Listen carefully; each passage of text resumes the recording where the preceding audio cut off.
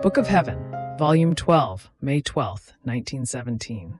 One who doubts about the love of Jesus saddens him.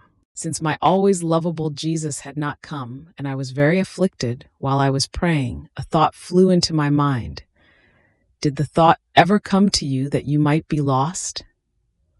I never really think about this, so I remained a bit surprised. But good Jesus, who watches over me in everything, immediately moved in my interior and told me, "My daughter, this is true strangeness, and which saddens my love very much. If a daughter said to her father, 'I am not your daughter. You will not give me a share of your inheritance. You don't want to give me food. You don't want to keep me in your house,' and she torments herself and sends out laments, what would the poor father say? Strangeness, this daughter is crazy. And with all love he would say to her, 'But tell me, if you are not my daughter, whose daughter are you? How is this?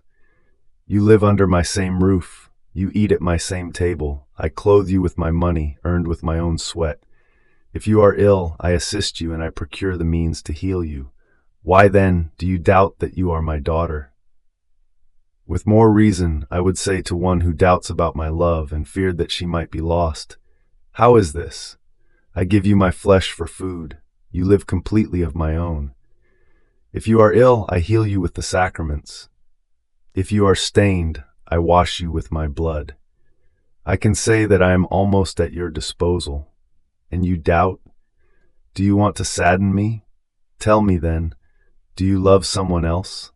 Do you recognize some other being as another father since you say that you are not my daughter?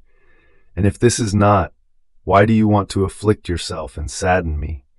Aren't the bitternesses that others give me enough? You too want to put pains in my heart.